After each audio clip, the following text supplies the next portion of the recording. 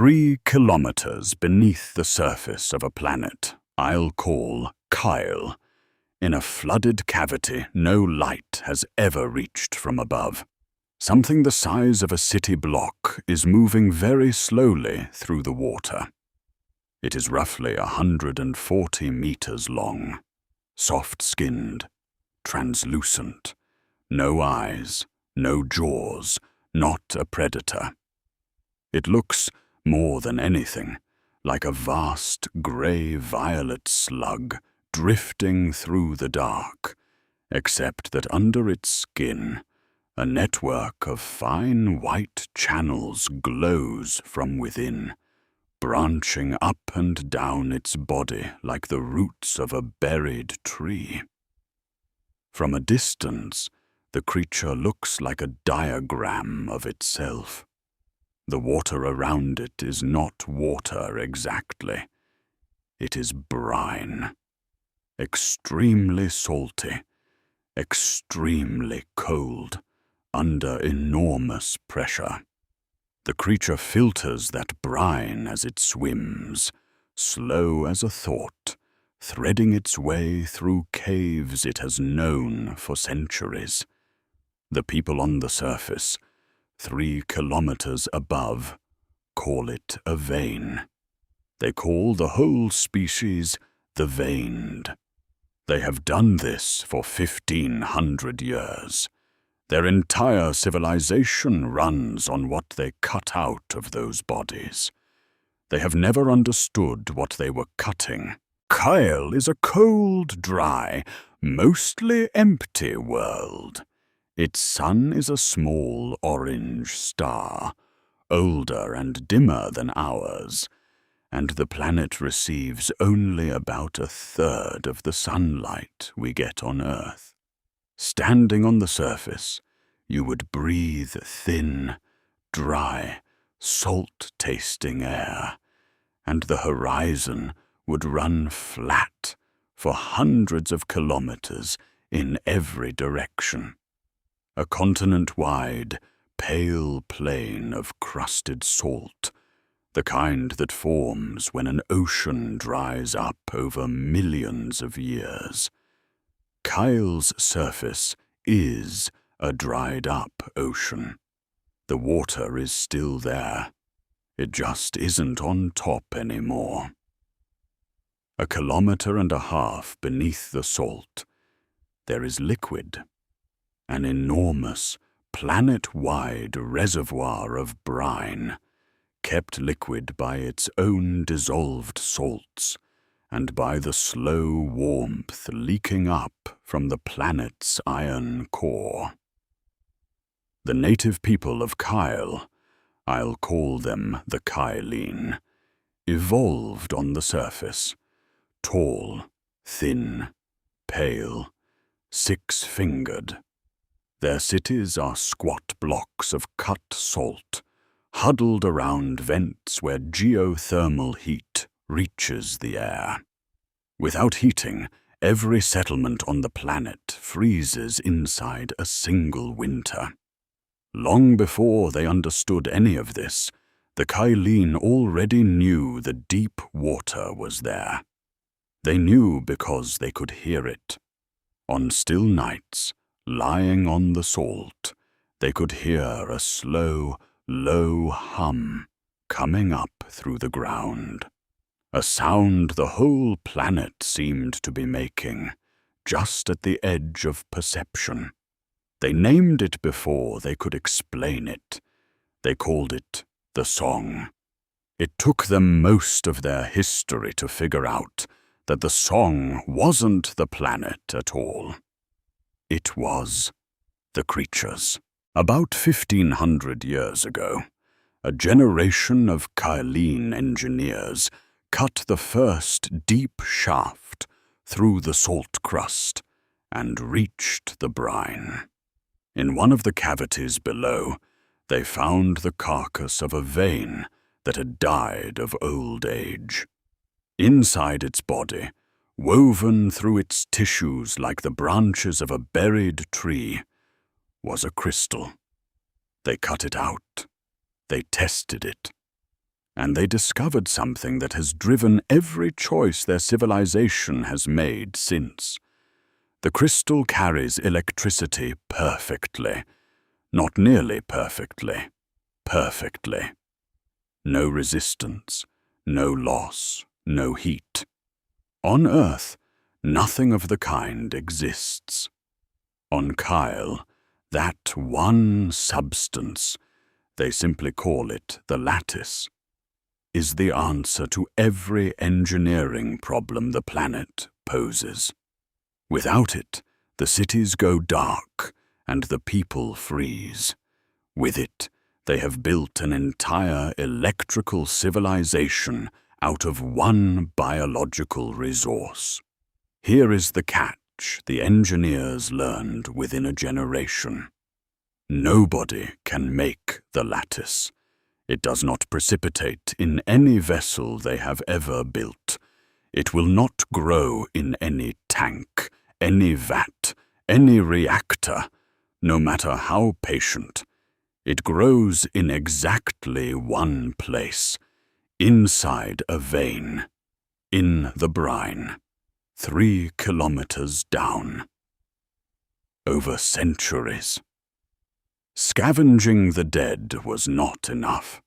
The cities were growing. So 1,000 years ago, an engineer named Maren proved that the lattice could be cut from a living vein. The cities exploded outward, and the harvest of living creatures became the foundation of everything. Today, 3 professions sit at the center of Kaleen life. The cutters, trained from childhood in pressure rigs, are the heroes of the civilization, the way astronauts once were on Earth. The vault keepers own and ration every gram of lattice the cutters bring up, and the resonance priests sit in deep, open shafts and listen to the song. For 1,000 years the priests have taught that the song is a blessing, that the veined sing when a harvest is taken because the harvest pleases them. They have been wrong the whole time. To understand why they're wrong, you have to understand what the lattice actually is. The crystal inside a vein is not, in any meaningful sense, a stone. It is the creature's nervous system. Every vein has an organ, a tree of fine ducts running through its body, that filters rare metals out of the brine and lays them down, atom by atom, onto a soft protein scaffold. The cells work for centuries. Over time, the soft scaffold hardens into crystal. The crystal grows in the exact shape of the creature's nerves and blood vessels. The shape it grows into is the shape of the creature's thinking.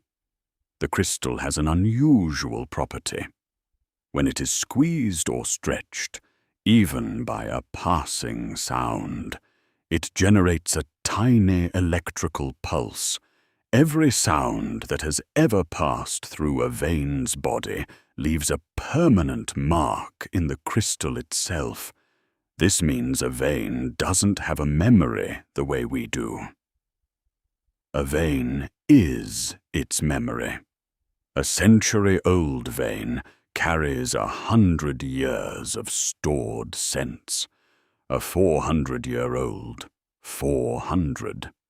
A great vein at 800 years old is, in literal physical fact, 8 centuries of the deep, written in a script no one above has ever learned to read. Their species also remembers itself this way. Once a century, an adult vein sheds a small piece of its lattice. A juvenile that finds and eats it inherits a fragment of the parent's stored experience, a starter map for its own growing crystal.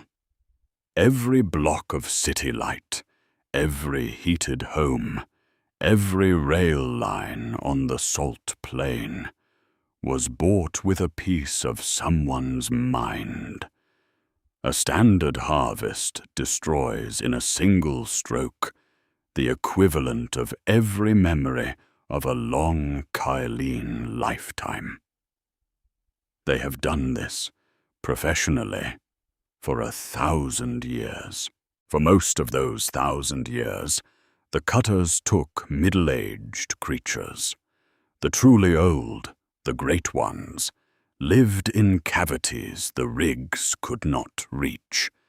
The civilization grew without ever quite touching its own ceiling. Last season, that changed. An expedition called Corin's Lance, named after the founding engineer, the most ambitious deep dive in Kylene history, sank a shaft to a depth no one had ever reached. At the bottom, in a long, quiet cavern at the very floor of the aquifer, they found a creature. She was 138 meters long. The brine around her was perfectly still. Her glow was the color of old amber. The expedition's master, looking at the readings, said her lattice was the deepest, densest record any instrument had ever measured. They estimated her age, conservatively, at 812 years. The Kylene have a word for her now. The closest translation is Maren of the Long Quiet. It is not the name she had. The veined do not name themselves. The name is what the priests called her after she was dead. The cut took 3 days. It yielded the largest single lattice ever recorded, enough by itself to power 3 cities for a decade. The vault keepers paid the highest price in the history of their guild. The cities lit their towers brighter for a week, and every vein on the planet went silent. Within hours, the song stopped. Within a week, the cutter's soundings came back empty from every shaft on every continent. The priests had no framework for any of this. They gave it a name. They called it the mute. The veined are not hiding. They are not afraid. They are not punishing the Kylene. The vined are mourning. When a vein dies slowly, of old age in its quiet cavity, its last hours are a long descending pulse. The other creatures pick it up through the brine and write it into their own crystals. They preserve their dead by absorbing the death song. When a vein is cut while alive, the song is severed in the middle. The pulse stops mid-sentence, and the grief response, in that case, is not a brief absorption. It is a planet-wide stillness. The duration of the stillness is proportional to the age of the dead. A juvenile, days. A middle-aged vein, weeks. The Kylene had always understood this without realizing it. The small lulls after each harvest, the quiet seasons in the brine. For 1,000 years the priests heard those grief pulses and called them hymns. 3 generations ago, a priest at one of the polar shrines, a woman named Vile, published a treatise arguing exactly this, that the veined had been grieving for 1,000 years. Her treatise was suppressed within a season. She was demoted, exiled, and died forgotten. Her work survived in a few hand-copied manuscripts kept by a small handful of intellectual heirs. They call themselves the Deep Listeners. Until last season, nobody listened to them. Maren was 812 years old. Her death song was cut at the 3rd minute.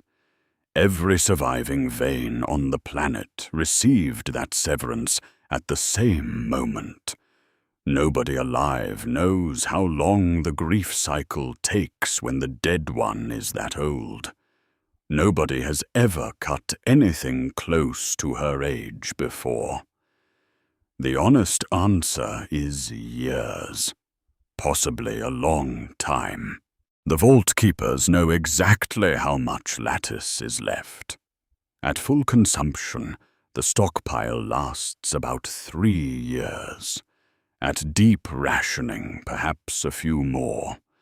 They have not announced any of this. The cities still believe the mute will lift. The cutters can sink their rigs as deep as they want, and find no creature who will move into a cuttable position. The priests can call for whatever ritual they like. The veined cannot hear them, and would not answer if they could. The Kylene built every settlement, every grid, every rail line, around a resource they thought was infinite. The resource was a being all along, and the beings have stopped. There is no scene in this episode where the lights come back on. There is no Kylene hero with a clever idea. The story ends as best as anyone in the archive can tell, with the question still open. Does the grief cycle end before the civilization collapses? The last image is the salt plain at night. The amber sun is down. The sky above is brilliant and crowded with stars. On any other night in living memory, the Kylene standing on that plain would be hearing the song through the salt under their feet. Tonight, they hear nothing. Tonight, for the first time in recorded history, the brine below the salt is also silent. Above and below, the world has gone quiet at the same time. Every civilization, somewhere at its foundation, is built on something it consumes without ever understanding what it is consuming. On Kyle, the bill arrived all at once.